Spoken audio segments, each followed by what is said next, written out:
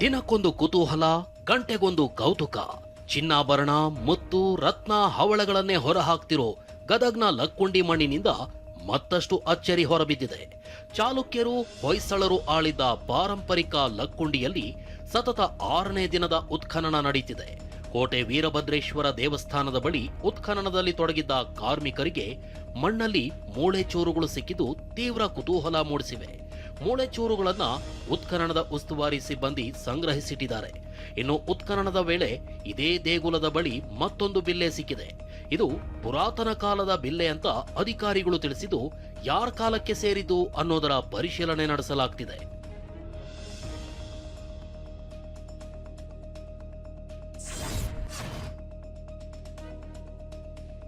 ಮೂಳೆ ಬಿಲ್ಲೆ ಪತ್ತೆಯಾಗಿರೋ ಲಕ್ಕುಂಡಿಯ ಇದೇ ಜಾಗದಲ್ಲಿ ಮತ್ತೊಂದು ನಾಗರಹಾವಿನ ಕಲಾಕೃತಿ ಕೆತ್ತಲಾಗಿರೋ ಕಲ್ಲು ಸಿಕ್ಕಿದೆ.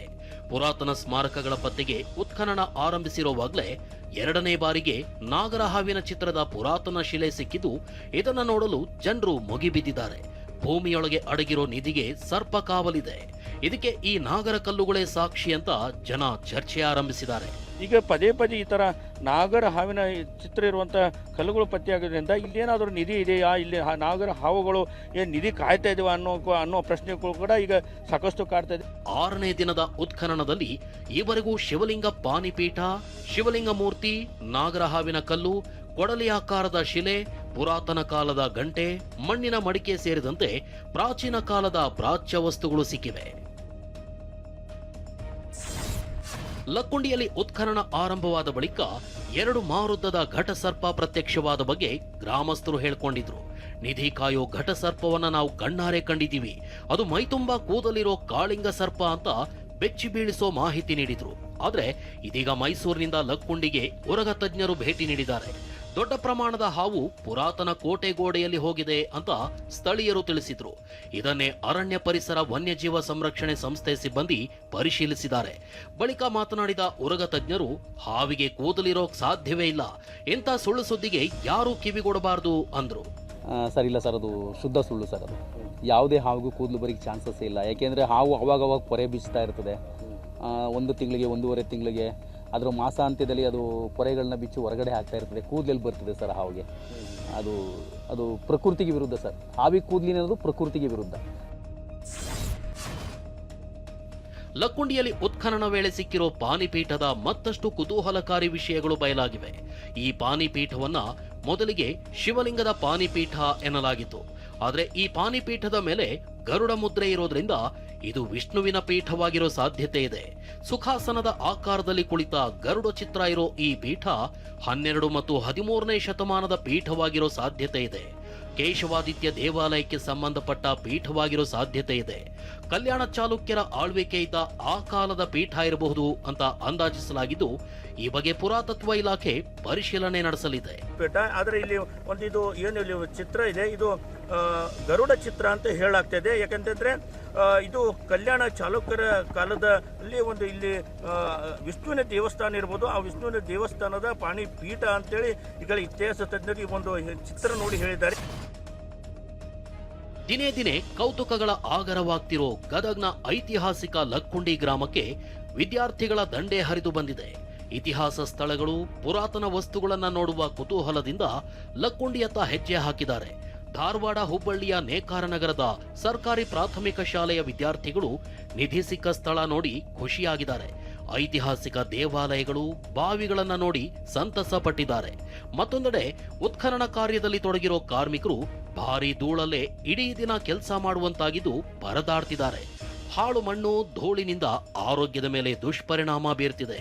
ಯಾವುದೇ ಸುರಕ್ಷಾ ಕ್ರಮವನ್ನು ಲಕ್ಕುಂಡಿ ಅಭಿವೃದ್ಧಿ ಪ್ರಾಧಿಕಾರ ಕೈಗೊಂಡಿಲ್ಲ ಅಂತ ಅಸಮಾಧಾನ ವ್ಯಕ್ತವಾಗಿದೆ.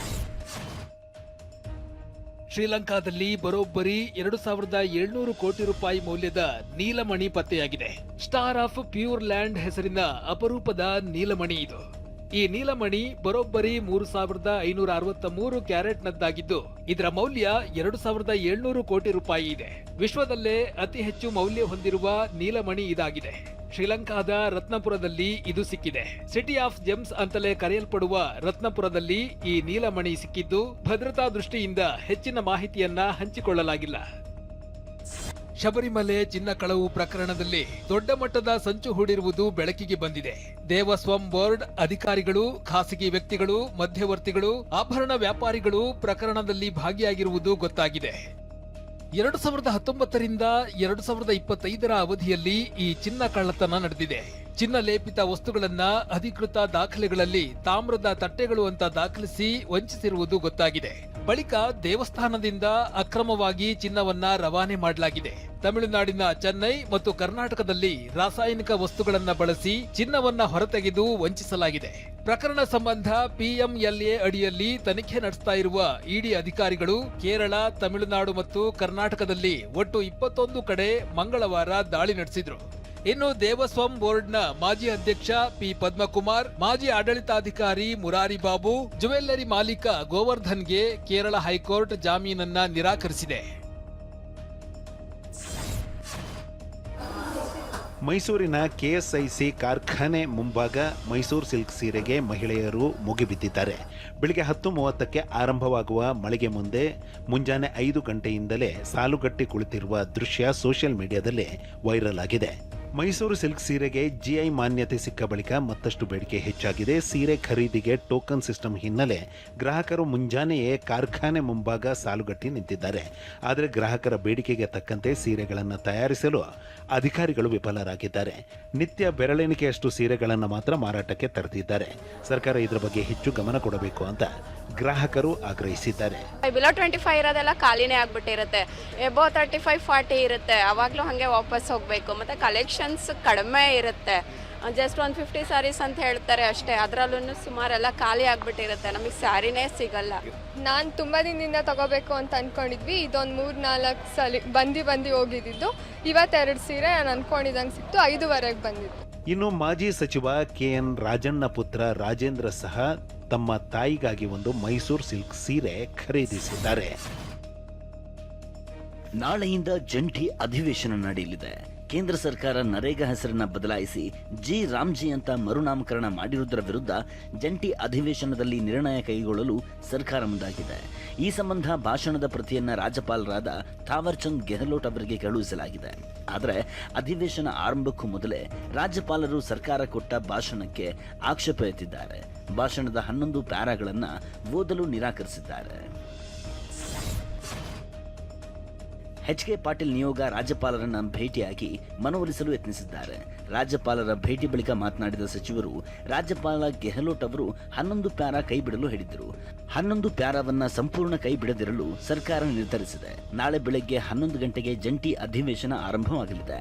ರಾಜ್ಯಪಾಲರು ಬೆಳಗ್ಗೆ 11ಕ್ಕೆ ಬಂದು ಸರ್ಕಾರ ಸಿದ್ಧಪಡಿಸಿದ ಭಾಷಣವನ್ನ ಓದ್ತಾರೆಂದು ಅಪೇಕ್ಷೆ ಮಾಡ್ತೇನೆ ಎಂದಿದ್ದಾರೆ. ಮನ್ರೇಗಾ ಮಹಾತ್ಮ ಗಾಂಧಿ ರಾಷ್ಟ್ರೀಯ ಗ್ರಾಮೀಣ ಉದ್ಯೋಗ ಖಾತ್ರಿ ಕಾನೂನು ಏನಿದೆ ಅದನ್ನು ಮರುಸ್ಥಾಪನೆ ಮಾಡಬೇಕು ಅನ್ನುವಂಥ ನಮ್ಮ ಪ್ಯಾರಾ ಏನಿತ್ತು ಅದನ್ನು ನಾವು ಯಾವ ಕಾರಣಕ್ಕೂ ಕೈ ಬಿಡೋದು ಸಾಧ್ಯ ಇಲ್ಲ. ಯಾಕಂದರೆ that is the people's voice. ಅದು ನಮ್ಮ ಸರ್ಕಾರದ ಧ್ವನಿ. 10:50ಕ್ಕೆ ಅವ್ರನ್ನ ಬರಮಾಡ್ಕೊಳ್ತೀವಿ. 11ಕ್ಕೆ ಸನ್ಮಾನ್ಯ ರಾಜ್ಯಪಾಲರು ಬಂದು ರಾಜ್ಯ ಸರ್ಕಾರ ಸಿದ್ಧಪಡಿಸಿರ್ತಕ್ಕಂಥ ಆ ಭಾಷಣವನ್ನು ಸಂವಿಧಾನದ ಬದ್ಧವಾಗಿ ನಮಗೆ ಇರ್ತಕ್ಕಂಥ ಹಕ್ಕಿನಿಂದ ನೀಡಿರುವ ಆ ಭಾಷಣದ ವಿವರಗಳನ್ನು ಮಾನ್ಯ ರಾಜ್ಯಪಾಲರು ಓದ್ತಾರೆ ಅಂಥೇಳಿ ನಾನು ವಿಶೇಷವಾಗಿ ಅಪೇಕ್ಷೆ ಮಾಡ್ತೀನಿ, ಅವರಿಗೆ ವಿನಂತಿ ಮಾಡ್ತೀನಿ. ಲೋಕಭವನದಲ್ಲಿ ಸಿಎಂ ಕಾನೂನು ಸಲಹೆಗಾರ ಪೊನ್ನಣ್ಣ ರಾಜ್ಯಪಾಲರನ್ನ ಭೇಟಿಯಾಗಿದ್ರು. ರಾಜ್ಯಪಾಲರಿಗೆ ಸರ್ಕಾರದ ಸಂದೇಶ ತಿಳಿಸಿದ ಬಳಿಕ ಮಾತನಾಡಿದ ಪೊನ್ನಣ್ಣ, ಭಾಷಣಕ್ಕೆ ತಿದ್ದುಪಡಿ ಮಾಡಲು ಆಗಲ್ಲವೆಂದು ರಾಜ್ಯಪಾಲರಿಗೆ ಹೇಳಿದ್ದೇವೆ ಎಂದರು. ಅದೇ ಭಾಷಣ ಓದುವಂತೆ ರಾಜ್ಯಪಾಲರಿಗೆ ಮನವಿ ಮಾಡಿದ್ದೇವೆ. ನಾಳೆ ಜಂಟಿ ಅಧಿವೇಶನಕ್ಕೆ ರಾಜ್ಯಪಾಲರು ಬರುತ್ತಾರೆಂಬ ವಿಶ್ವಾಸವಿದೆ ಅಂತ ಹೇಳಿದ್ರು. ಅದೇ ಈಗ ರಾಜ್ಯಪಾಲರಿಗೆ ನಾವು ಕೊಟ್ಟಿರುವಂತ ಭಾಷಣ ಏನಿದೆ ಅದರಲ್ಲಿ ನಾವು ಏನು ಬದಲಾವಣೆ ಮಾಡಲಿಕ್ಕೆ ಆಗೋದಿಲ್ಲ. ನೀವು ಅದೇ ಭಾಷಣವನ್ನ ಓದಬೇಕು ಅಂತ ಅವರಲ್ಲಿ ನಾವು ಮನವಿ ಮಾಡಿದ್ವಿ. ಸಾಂವಿಧಾನಿಕವಾಗಿ ಏನು ಹೇಳ್ತದೆ, ಯಾವ ರೀತಿಯಾದಂಥ ಕಾನೂನು ಇದೆ ಮತ್ತು ತೀರ್ಪುಗಳೇನಿದೆ ಇದೆಲ್ಲವನ್ನು ಕೂಡ ಅವರಿಗೆ ಗಣನೆಗೆ ತಂದಿದ್ದೀವಿ. ಅವರು ನಾಳೆ ಬೆಳಿಗ್ಗೆ 11 ಗಂಟೆಯ ಜಂಟಿ ಅಧಿವೇಶನಕ್ಕೆ ಬರ್ತಾರೆ ಅಂತ ಹೇಳುವಂಥ ಪೂರ್ಣ ವಿಶ್ವಾಸ ಇದೆ. ಬಂದೇ ಬರ್ತಾರೆ ಅವರು. ಸಂವಿಧಾನ ಕೂಡ ಅದೇ ರೀತಿಯಾಗಿ ಹೇಳ್ತದೆ. ಅದರಿಂದ ಅವ್ರು ಬರ್ತಾರೆ. ಬೆಳಗ್ಗೆ 10 ಕಾಲಕ್ಕೆ ನಾನು ಇಲ್ಲಿ ಬರ್ತಾ ಇದ್ದೀನಿ. ಅವ್ರನ್ನ ಜೊತೆಗೆ ಕರ್ಕೊಂಡು ಹೋಗುವಂಥ ಕೆಲಸ ಮಾಡ್ತೀನಿ. ಚಿಕ್ಕಬಳ್ಳಾಪುರದಲ್ಲಿ AU ಜುವೆಲ್ಲರ್ಸ್ನಲ್ಲಿ ಕಳ್ಳತನ ಮಾಡಿದ್ದ 2 ದರೋಡೆಕೋರರನ್ನ ಪೊಲೀಸರು ಬಂಧಿಸಿದ್ದಾರೆ. ರಾಜಸ್ಥಾನ ಮೂಲದ ಹನುಮಂತ್ ಸಿಂಗ್, ಬೈರು ಸಿಂಗ್ ಅಲಿಯಾಸ್ ರಾಜು ಸಿಂಗ್ ಬಂಧಿತ ಆರೋಪಿಗಳು. ಆರೋಪಿಗಳಿಂದ 20 ಕೆಜಿ ಬೆಳ್ಳಿ, 13 ಲಕ್ಷ ರೂಪಾಯಿ ನಗದು, ಒಂದು ಸ್ಕಾರ್ಪಿಯೋ ಕಾರು ಜಪ್ತಿ ಮಾಡಲಾಗಿದೆ. ಉತ್ತರ ಪ್ರದೇಶದ ಪ್ರಯಾಗ್ರಾಜ್ ಬಳಿ ಭಾರತೀಯ ವಾಯುಸೇನೆಯ ತರಬೇತಿ ವಿಮಾನವೊಂದು ಕೆರೆಗೆ ಬಿದ್ದಿದೆ. ತರಬೇತಿ ವೇಳೆ ತಾಂತ್ರಿಕ ದೋಷದಿಂದ ಈ ಅವಘಡ ಸಂಭವಿಸಿದೆ. ಅದೃಷ್ಟವಶಾತ್ ಇಬ್ಬರೂ ಪೈಲಟ್ಗಳು ಪ್ರಾಣಾಪಾಯದಿಂದ ಪಾರಾಗಿದ್ದಾರೆ. ಐಎಎಫ್ ವಿಮಾನ ಹೊರತೆಗೆಯಲು ಸಿಬ್ಬಂದಿ ಹರಸಾಹಸ ಪಡಬೇಕಾಯಿತು. ತೆಲುಗು ನಟಿ ಟೀನಾ ಶ್ರಾವ್ಯ ತನ್ನ ಸಾಕುನಾಯಿ ತೂಕದ ಚಿನ್ನದ ಗಂಟೆಯನ್ನ ಸಮ್ಮಕ್ಕ ಸರಳಮ್ಮ ದೇವಸ್ಥಾನಕ್ಕೆ ದಾನ ನೀಡಿದ್ದಾರೆ. ತಕ್ಕಡಿಯ ಒಂದು ಕಡೆ ಸಾಕುನಾಯಿ ಕೂರಿಸಿ ಇನ್ನೊಂದು ಕಡೆ ಚಿನ್ನದ ಗಂಟೆ ಇಟ್ಟು ತೂಕ ಮಾಡಿದ ವಿಡಿಯೋ ವೈರಲ್ ಆಗಿದೆ. ಇದರಿಂದ ದೇವಿಗೆ ಅವಮಾನ ಮಾಡಿದಂತಾಗಿದೆ ಅಂತ ಸೋಷಿಯಲ್ ಮೀಡಿಯಾದಲ್ಲಿ ನೆಟ್ಟಿಗರು ಆಕ್ರೋಶ ಹೊರಹಾಕಿದ್ದಾರೆ. ಬೆಂಗಳೂರಿನಲ್ಲಿ ಮತ್ತೆ ಐಪಿಎಲ್ ಪಂದ್ಯ ಆಡಿಸಲು ಸಿದ್ಧರಿದ್ದೇವೆ, ಆದರೆ ಆರ್ಸಿಬಿ ಮ್ಯಾನೇಜ್ಮೆಂಟ್ ಅಷ್ಟು ಒಲವು ತೋರಿಸುತ್ತಿಲ್ಲ ಅಂತ ಕೆಎಸ್ಸಿಎ ಅಧ್ಯಕ್ಷ ವೆಂಕಟೇಶ್ ಪ್ರಸಾದ್ ಹೇಳಿದ್ದಾರೆ. ಆರ್ಸಿಬಿ ಮ್ಯಾನೇಜ್ಮೆಂಟ್ಗೆ ನಾವು ಸಹ ಮನವಿ ಮಾಡುತ್ತಿದ್ದೇವೆ. ಏನೇ ಸಂಶಯಗಳಿದ್ರೂ ಸರ್ಕಾರದ ಜೊತೆ ಅವರೂ ಸಹ ಮಾತನಾಡಲಿ. ಬೆಂಗಳೂರಲ್ಲೇ ಆರ್ಸಿಬಿ ಪಂದ್ಯ ನಡೀಬೇಕು ಅನ್ನೋದು ನಮ್ಮ ಆಶಯ ಅಂದಿದ್ದಾರೆ. ಆರ್ಸಿಬಿ ಫ್ರಾಂಚೈಸಿಯಲ್ಲಿ ಪಾಲನ್ನು ಖರೀದಿಸಲು ನಟಿ ಹಾಗೂ ಕೊಹ್ಲಿ ಪತ್ನಿ ಅನುಷ್ಕಾ ಶರ್ಮಾ ಆಸಕ್ತಿ ತೋರಿದ್ದಾರೆ ಅನ್ನೋ ಚರ್ಚೆ ಶುರುವಾಗಿದೆ. 400 ಕೋಟಿ ರೂಪಾಯಿಗೆ ಆರ್ಸಿಬಿಯ 3% ಪಾಲು ಖರೀದಿಸಲು ಅನುಷ್ಕಾ ಮುಂದಾಗಬಹುದು ಎನ್ನಲಾಗಿದೆ. ಆರ್ಸಿಬಿ ಮಾಲೀಕತ್ವದ ಬದಲಾವಣೆ ಚರ್ಚೆ ನಡುವೆ ಅನುಷ್ಕಾ ಆರ್ಸಿಬಿ ಪಾಲು ಖರೀದಿ ವಿಚಾರ ಸಂಚಲನ ಮೂಡಿಸಿದೆ. ಆದರೆ ಈ ಬಗ್ಗೆ ಯಾವುದೇ ಅಧಿಕೃತ ಮಾಹಿತಿ ಇಲ್ಲ. ಬಾಂಗ್ಲಾ ತಂಡ ಐಸಿಸಿ ಟಿ20 ವಿಶ್ವಕಪ್ ಆಡಲು ಭಾರತಕ್ಕೆ ಬರಲೇಬೇಕು. ಬಾಂಗ್ಲಾ ಪಂದ್ಯಗಳನ್ನ ಸ್ಥಳಾಂತರಿಸಲು ಆಗೋದಿಲ್ಲ ಅಂತ ಐಸಿಸಿ ಹೇಳಿದೆ. ಭಾರತಕ್ಕೆ ಬರೋದಿಲ್ಲ ಅನ್ನೋ ಬಾಂಗ್ಲಾದ ಮನವಿ ತಿರಸ್ಕರಿಸಿದ ಐಸಿಸಿ, ಬಾಂಗ್ಲಾದೇಶ ಭಾರತದಲ್ಲಿ ಆಡಲು ಯಾವುದೇ ಆತಂಕ ಇಲ್ಲ.